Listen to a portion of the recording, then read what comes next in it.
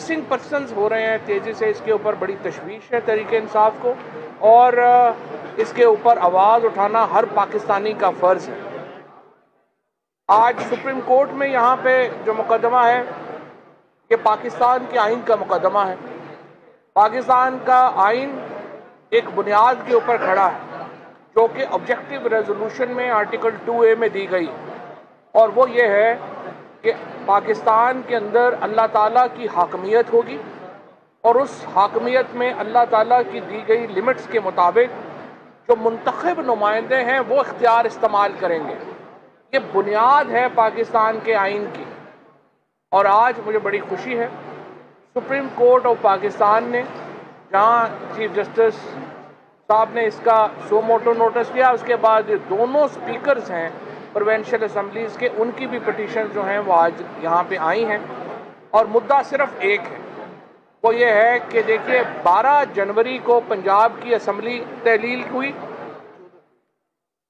12 जनवरी को असम्बली की जो तहलील की एडवाइस है वो गई। मिसिंग पर्सन 14 तारीख तेजी से इसकी असम्बली जो है वो डिसॉल्व हुई।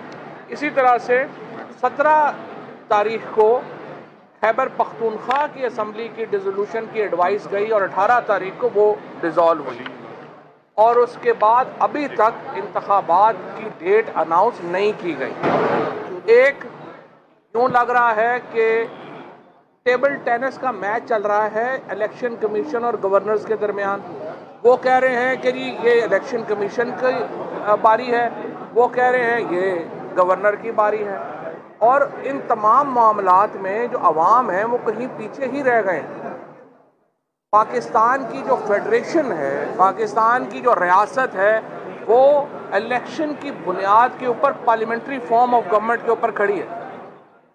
इस बात के ऊपर एक कंसेंसस है इस वक्त सुप्रीम कोर्ट के सामने कि तमाम जो फ्रीकेन हैं वो समझते हैं कि इंतखाबात 90 दिन के अंदर होने हैं। गवर्नर साहिबान ने भी अपने जो रिप्लाई है इलेक्शन कमीशन